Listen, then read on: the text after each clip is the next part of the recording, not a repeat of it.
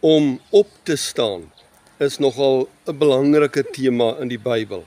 Die verlore seun het in die varkhok gesê, ek sal opstaan en na my pa toe gaan. As hy nie daar opgestaan het nie, sou hy seker vir die res van sy lewe 'n varkhoklewe moes gehad het, maar hy het opgestaan. Elke keer wanneer Christus siekes genees het, het hy vir hulle gesê, staan op, neem jou bed op en gaan huis toe. As hulle nie opgestaan het nie, sou hulle daar op die siekbed of op straat gebly lê het, ten spyte van hulle genesing. Toe Christus die dogtertjie van Jairus, die raadslid, uit die dood opgewek het, was sy woorde aan haar, dogtertjie, ek sê vir jou, staan op. As hy nie opgestaan het nie, kon haar ouers haar seker maar net sowel begrawe het. Dieselfde gebeur met Christus self. Na sy kruisiging, die Sondagmôre vroeg, toe die vrouens gaan om sy liggaam te gaan salf, toe sê die engele vir hulle, hy is nie hier nie, hy het opgestaan. Om op te staan, sê ek, is 'n baie belangrike tema in die Bybel. Daarom is dit vir my nogal jammer, en dit was ook in my jare van bediening vir my nogal jammer, dat die kerk so min gemaak het van Opstanding Sondag. Ja, daar word weke lank afgestaan aan die lydingspad van Christus. Vir weke lank stap ons as ware saam met Christus deur die Via Dolorosa. En dan kom Palm Sondag en dan nog As Woensdag en die kerk herdenk graag al hierdie feesdae en dan kom Vrydag, Goeie Vrydag, wat ons dit noem, met miskien 'n nagmaal. Dit terwyl Christus nooit regtig self baie erg gehad het aan hierdie kerklike tradisies en feeste nie, maar dit eers daar gelaat.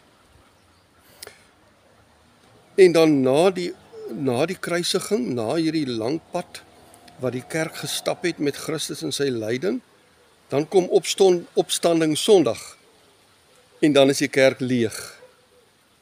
Ook in my jare in die amptelike bediening, en ek glo dit is dalk vandag nog steeds so, was Opstanding Sondag nog altyd die kerklike dag wat deur lidmate die swakste bygewoon is.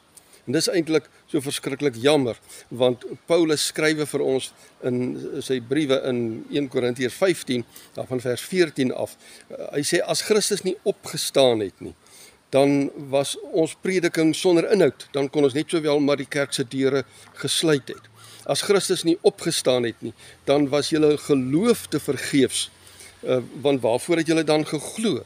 Dan was daar vir julle geen hoop en geen lewe na hierdie lewe nie. Die opstanding van Christus is krusial belangrik vir ons.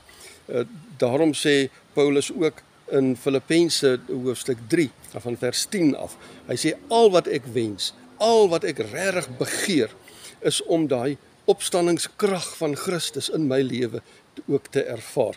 En wat bedoel hy daarmee? Daai krag wat Christus laat opstaan het, selfs uit die dood uit. Paulus wens, hy begeer daai krag in sy lewe. Hy wil opstaan uit sy verlede uit. Die verlede waar hy die kerk, die Christene vervolg het, waar hy hulle moorde goedgekeur het, waar hy mense uit die huise uitgesleep het en voor die raad gedaag het. Paulus wil wegkom van hierdie verlede van hom af, en hy die opstandingskrag van Christus het hy nodig om te kan opstaan.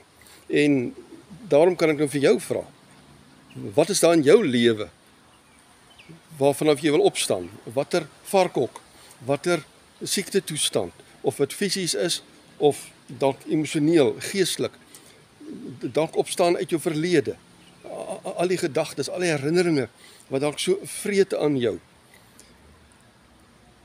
Paulus sê, ja, as Christus nie opgestaan het, gaan ons ook nie opstaan nie, dan is daar geen kans op die lewe na hierdie lewe nie. Maar wat van hierdie lewe waarin ons nou hier is? Is dit nie nou tyd om in hierdie lewe al te begin opstaan nie? Om op te staan uit enige varkhok van jou lewe waar jy weet jy nie hoort nie. Enige moeilike omstandighede, enige omstandighede waar die lewe vir jou sinloos begin voel. Besef jy wat 'n groot voorreg dit is wat jy het, net om te kan lewe. Of jy nou oud is vandag of jonk, en of jy terminaal siek is, en of jy in 'n rolstoel sit, net die feit om te kan lewe, is so 'n ontsettende groot gawe wat jy het. Dink net bietjie mooi aan bevrugting. Daai dag toe jy die bevrugting plaasgevind het in jou moederskoot, in die moederskoot waar jy ingeplant is. Daai dag het 'n klomp selletjies mos van die pa aangeswem gekom, meegedink, nie net 'n klomp nie, miljoene, biljoene wat geswem het.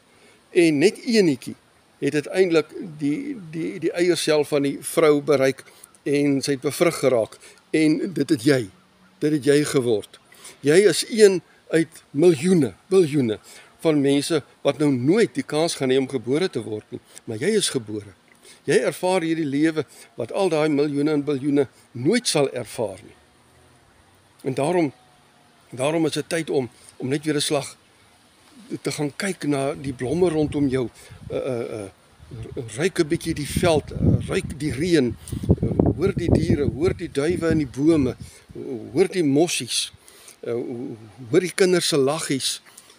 Alles dinge wat jy ervaar, wat al daai miljoene, biljoene nie die kans gaan hê om ooit te ervaar nie, wat saam met jou, kom ons sê maar, geswem het om mens te word. Maar jy het mens geword, jy is hier. Wat 'n fantastiese voorreg is dit nie om te kan lewe nie.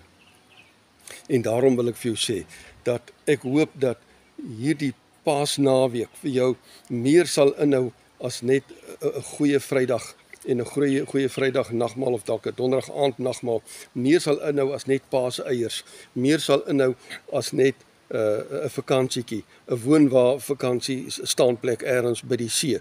Dat dit vir jou baie meer sal inhou as dit, dat veral die opstanding Sondag van Paasnaweek vir jou hierdie tyd in jou lewe sal aangryp, sodat jy ook soos Paulus kan sê, ek wens om daai opstandingskrag van Christus te hê, sodat ek nou kan opstaan tot 'n lewe. As dit nog nie met jou gebeur het nie, as jy nie kan voel jy het ook al opgestaan tot so 'n nuwe lewe nie, dan het Paasnaweek dalk vir jou nog nooit regtig ware betekenis gekry nie.